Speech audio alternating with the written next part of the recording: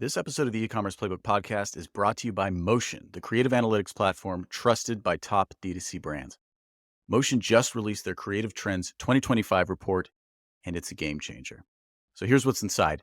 Analysis of $100 million in ad spend, survey insights from 500 D2C advertisers, expert takeaways from a dozen interviews, and 7 essential creative trends to watch and test in 2025. Now, why does this matter? Is because the best performance marketing teams succeed by staying ahead of the curve. This report equips you with everything you need to anticipate and adapt to emerging ad formats, evolving consumer preferences, and next-gen strategies. Check out Creative Trends 2025 at motionapp.com/creative-trends. Hey folks, welcome to the E-commerce Playbook podcast. I'm your host, Richard Gaffin, Director of Digital Product Strategy here at Common Thread Collective. I'm joined this week by our VP of E-commerce Strategy, Mr. Luke Austin, our war reporter coming in from the front lines with, by the way, the front lines beard. He's got the look going too, to sort of bring his thoughts basically on the state of the industry here in 2025, what he's seeing from client, and how that can be applied to your businesses. So, first off, Luke, what's going on, man? How are you? I'm doing well. I'm in some sort of an early midlife crisis potentially is part of where the beard is coming through. At least that's the joke. Recently took up mountain biking in tandem with growing out this beard, and then we got our second kid on the way in a little under 2 months. So I think that's to give some context on the look. That's where it's coming from. There's something I'm sorting through, and this is how I'm coping. So there you go. Be forewarned for this conversation. Honestly, probably a good idea to get your midlife crisis out of the way early. That's what I thought. Yeah. Rather than when you're like 50 or whatever. Yeah, for sure. Or it just means I'll have multiple. It's like a, every 5-year thing or so. There you go. But I'm here for it. It's a fun time. There you go. All right. Well, speaking of sort of midlife crisis in a sense, I guess that could be a segue for us. One of the things that we talked about before we hit record was about the differences between 2024 and 2025 and what to expect in 2025 based on those differences. And one sort of, midlife crisis-esque thing that a lot of brands are going through right now is that last year was about kind of getting back to the basics, figuring out how to make sure you were tracking all your numbers properly, making sure your costs were managed, making sure, things like OpEx percentage, and you understood what your AMER was and all these types of things, right? And so I think we're in a place where a lot of brands have gotten to the point where the basics have been sort of taken care of. And now what everybody's trying to understand is, now that the model has been built, how can the model be broken? How do we actually start to grow beyond expectation?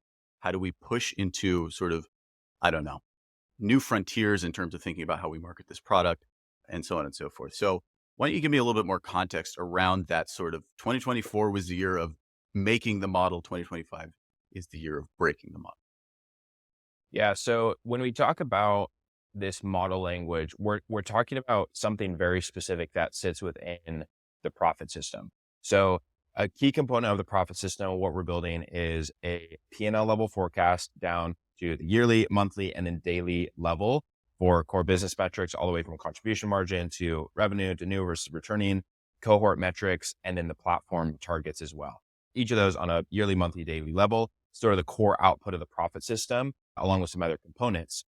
A key piece of what powers that forward-looking forecast are the custom models that we build, which there's 2 separate custom models. One is the spend AMER or new customer model, which projects what we can expect in terms of new customer revenue, AMER efficiency at various spend levels, and the trade-off in contribution margin immediately and over a lifetime value constraint.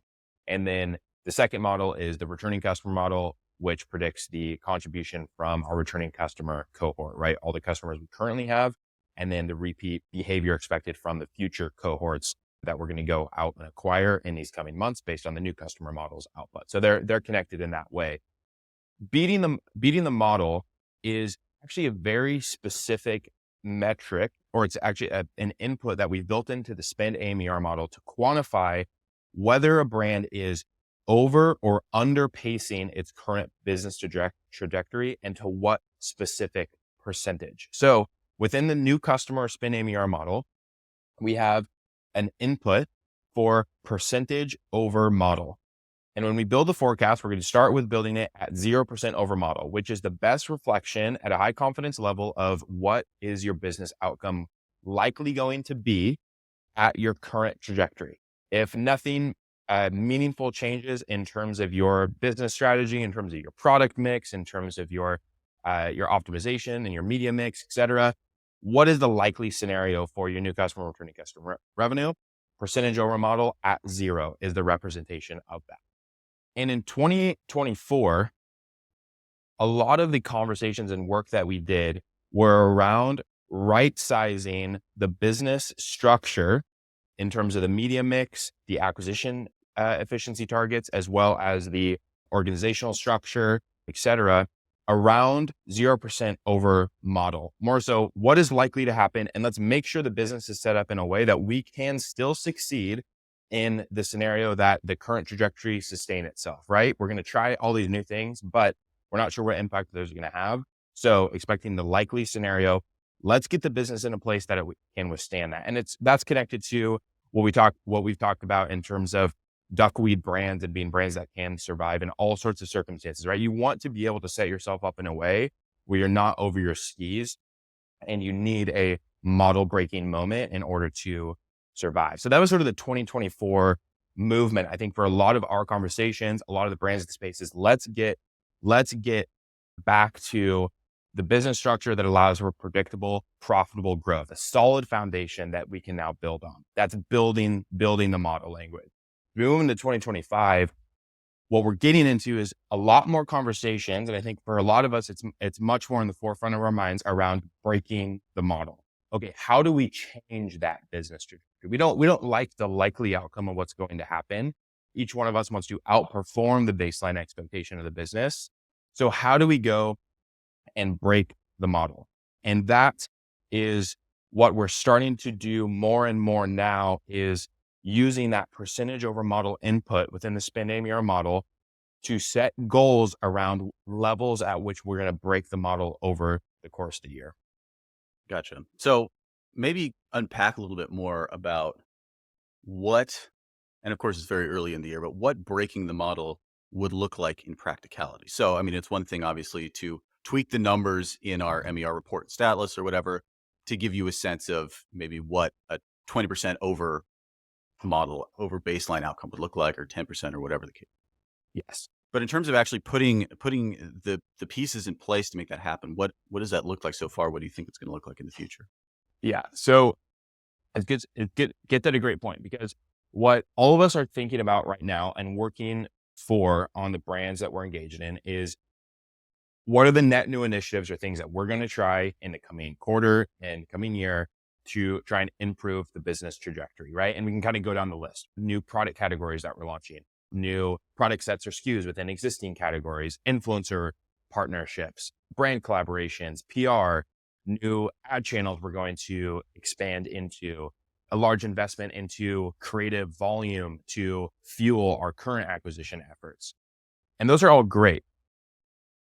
But the challenge with each of those is that there needs to be a way to quantify at what level is this over or underperforming the model expectation, right? So let's say you engage in one of those examples I gave in terms of model breaking activities or net new initiatives. Don't know how that changed the business trajectory against the existing baseline of it, right? We can set some goals around, okay, we'd like to see this amount of month over month or year over year growth from this. But what we're really focused on in terms of the breaking the model is setting an expectation for percentage over model, and then being able to measure each of these activities and exactly where they land us over model. So I'll give a much more specific example. Let's say the baseline forecast we build is 0% over model for the Prophit System. Then what we do is we build on top of that a goal forecast. The goal forecast, what that has us doing is, as an example, in Q1, 10% over model performance, in Q2, 15% over model performance, in Q3, 20% over model performance, and then Q4, 25% over model performance, right? Some ramp up of continuing to beat the model and stacking these net new initiatives. That's what we said is the goal of what we're going to do.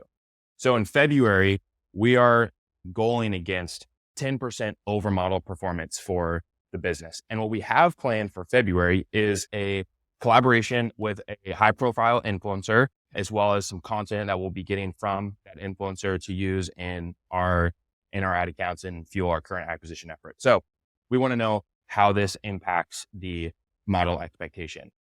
We run with that, and that influencer collaboration after the month of February, what we see is that led to 18% over model performance for the month of February. So not only have we beaten our baseline expectation, we've actually beat the goal of getting to 10% over model for February. And we've set a new foundation, new foundation of what's possible for the business moving forward, where we know, okay, we've actually already gotten to 18% over model performance with this marketing activity. Let's build on that and use that as a new baseline to then beat that over and over again. So we're stair stepping with each of these marketing activities, setting, here's the goal for the percentage over model performance.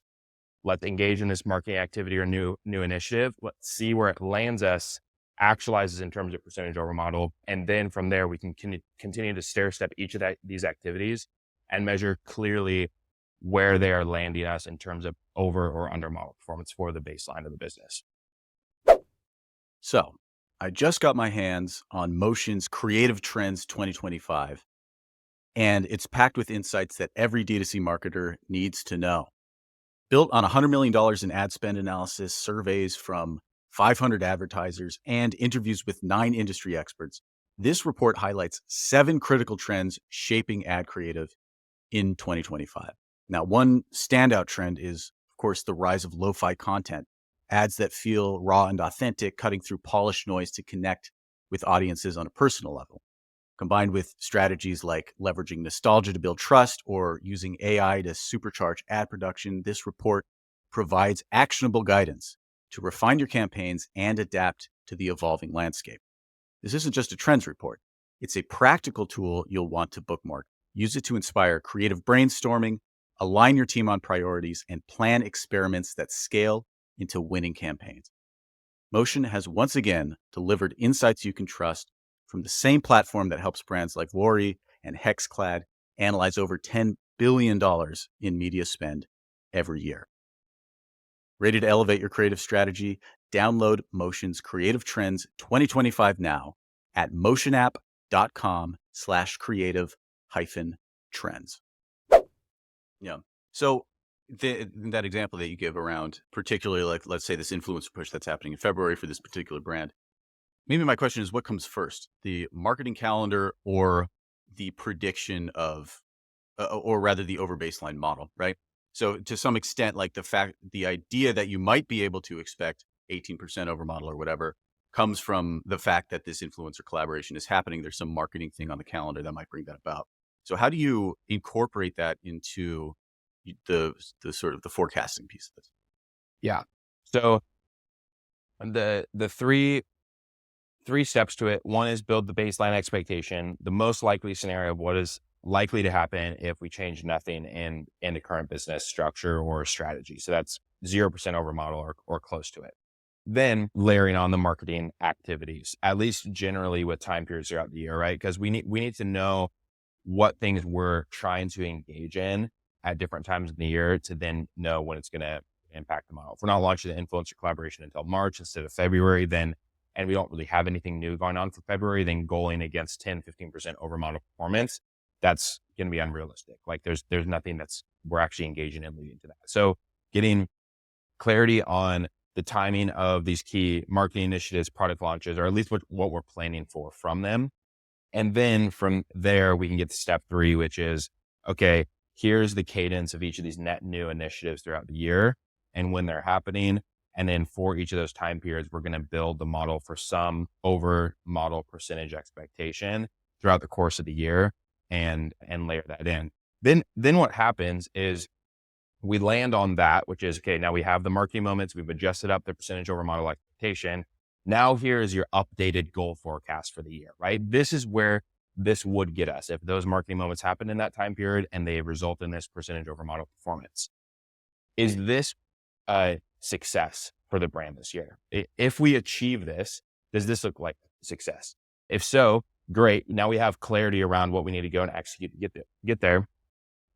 If not, then we need to think about layering in new marketing moments or net new initiatives, right? It basically tells us that's not enough. We need to think about more new things to try and layer on through the year, at least to give us a shot at getting closer to what the goal outcome is for the brand. And that's what it comes down to. Is it gives us clarity on how far are we from the business goal and where you would like to be? And then what are the things we need to layer in to get closer to that goal and building the strategy? And then we're able to measure it in real time. That, the influencer launch, we were expecting to have 15% over model performance. It actually resulted in 8%. So we're going to need to adjust that strategy in the future. We're going to need to add in new marketing moments to be able to impact the model in a different way moving forward, et cetera. Yeah. So what does it look like then or maybe the way I want to phrase this is, how do you connect that 15% over model number to this particular influencer push? Because to some extent, we're talking about creating an expectation for something that's never happened before. So how does the math of that work out? Yeah, it is an educated yes. Uh, Yeah.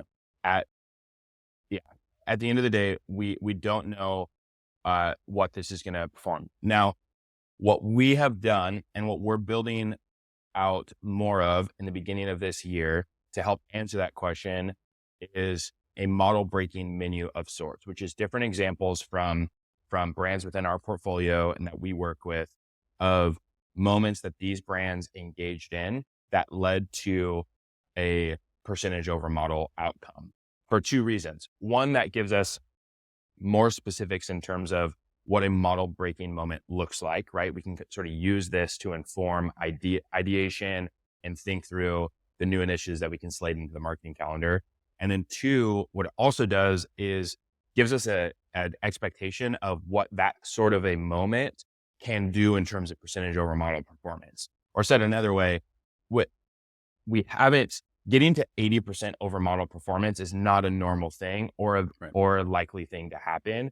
What we have seen is with a really successful model breaking moment, getting to 30% over model performance is a great expectation, right? And so I think that helps to set, like, in the context of the business goal, high, middle, and low tier performing model breaking moments, and then how they impact the percentage over model expectation for that time period. Mhm. And so I could walk through a few of those now for us as well. I think it could be helpful as we all think about, because the work here comes in.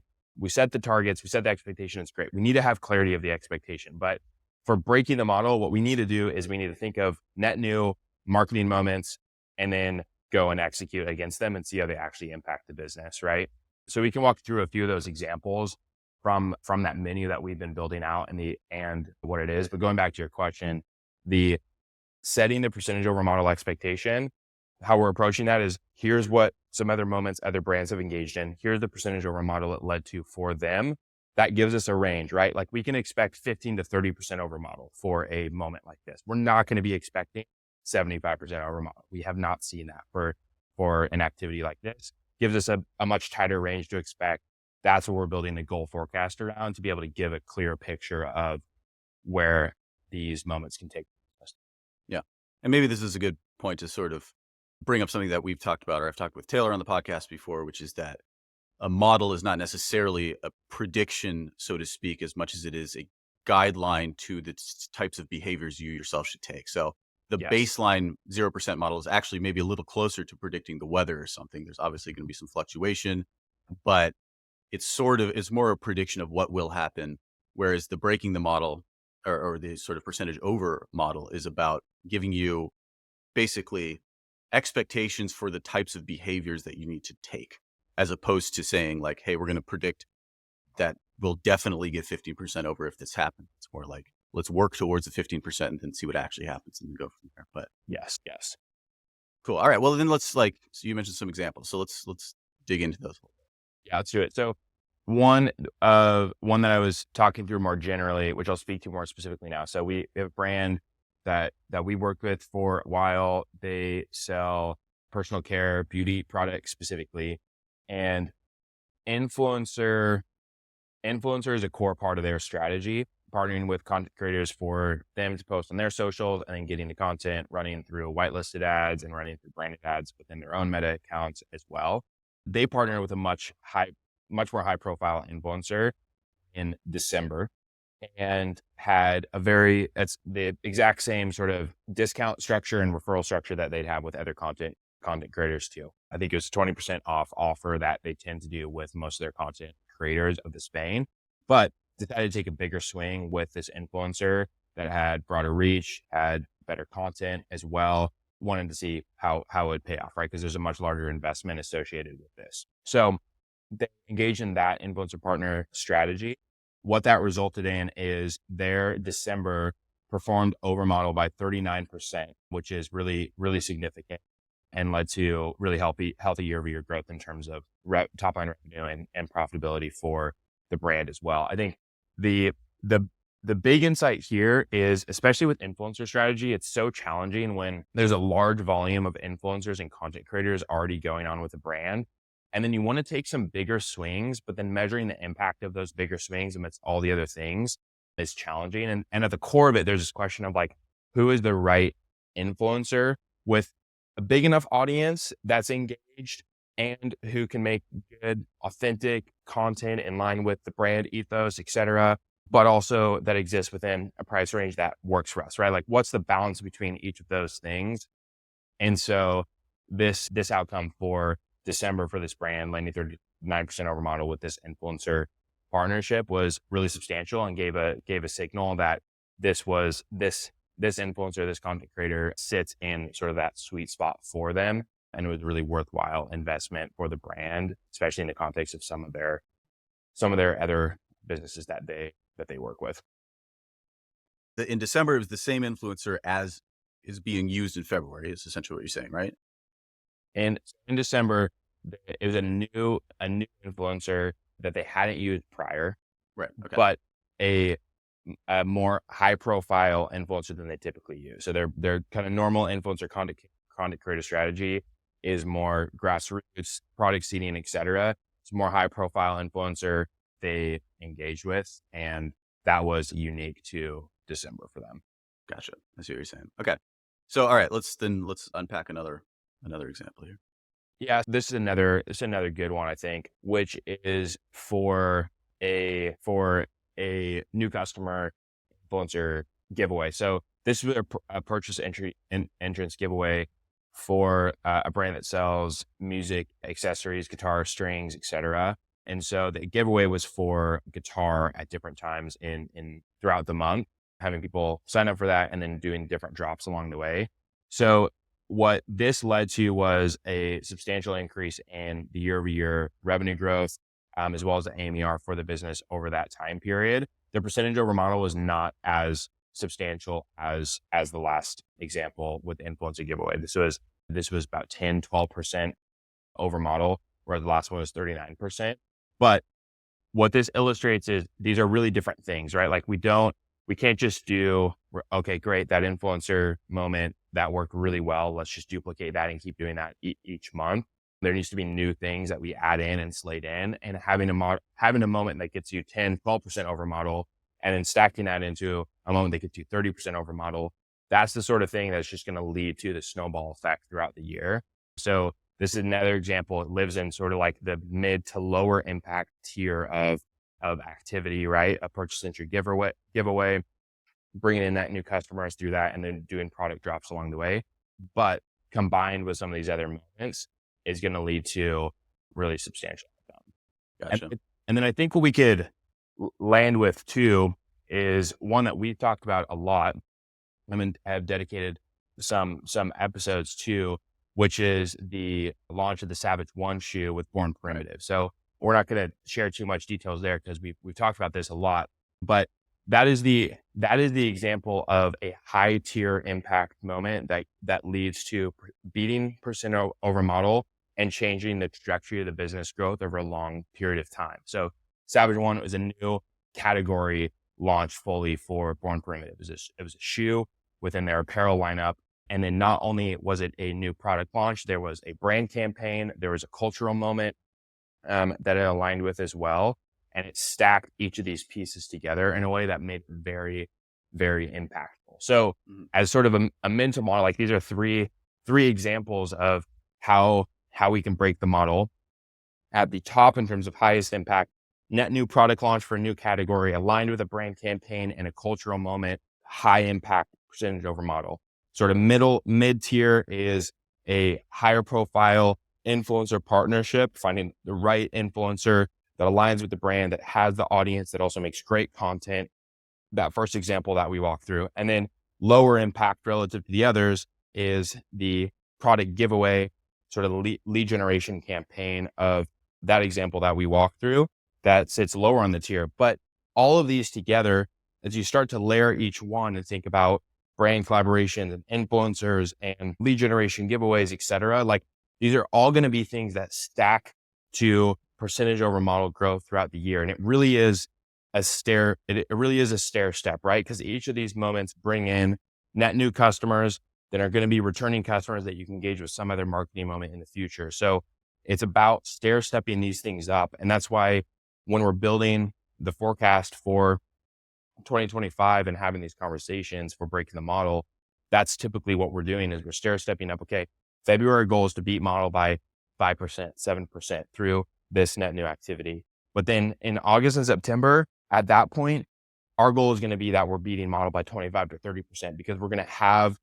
several months of different marketing moments and new initiatives that are going to be stair steps up to get to that point.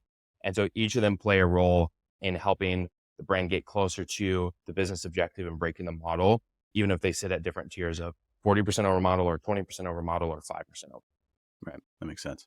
Yeah. So it's like you're saying about, in some sense, it's also about the number of reps or like the number of initiatives that you can stack at the same time in some ways as well. Like Yes. if you have something low tier and mid tier, and maybe you're building towards something high tier, like all of those things working together with each other are the types of things that will give you the chance to actually break the model in a meaningful way rather than putting all of your eggs in one basket. I mean, I think that it's a little bit like creative in that, we sort of build creative with the understanding that like 75% is going to fail outright.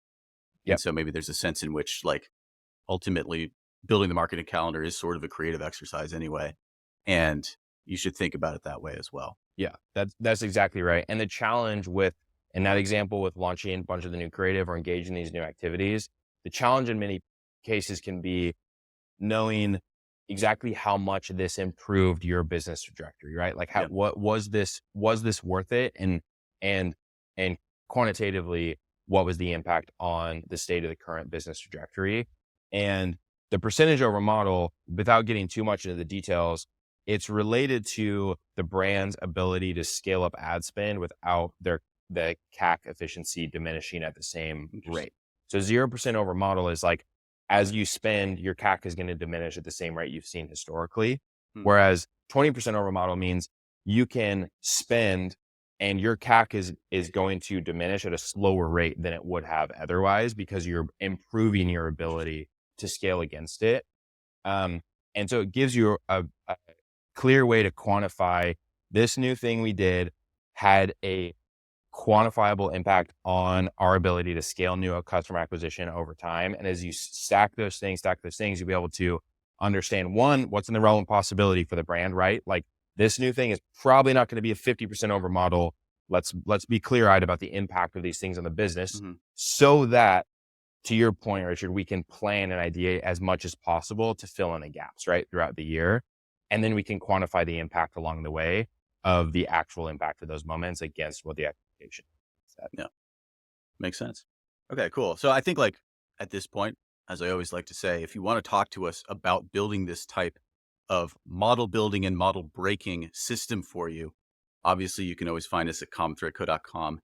Smash that hire us button, drop us a note. We would love to talk to you. Luke, is there anything else that you want to hit on this? Any other observations maybe about 2025? Nothing that comes to mind. I think I'll end with this. Every at the end of every month, what we do is we actualize and update the models that we're building for the brands that we're working with. So we see how do we perform. We update the coefficients in each of the models based on the actualized performance of the business, and that becomes the new baseline. So now that, let's say we overperform model by 12% in February, in March, 0% over model is going to be the new normal. That's going to be the 12% over model. And that's how we're framing and thinking about growth in 2025 is great. We improved against the model. That's the new baseline for expectation. Now we have to go beat that by 10% again and 10% again. That's how we're going to push for predictable and profitable growth in 2025 as we break the model. Is great. We're going to raise the floor of the expectation, and we're going to measure if we're starting to fall behind the baseline expectation model performance, that we'll know it very quickly, and then we'll be able to iterate on top of it. So every day, every week, every month for the year counts. That's how we approach setting targets and then measuring how the business is performing again. Awesome. All right, Luke. Well, appreciate you joining us as always, and appreciate your insights. And for everyone out there, appreciate you listening, and we'll see you next time.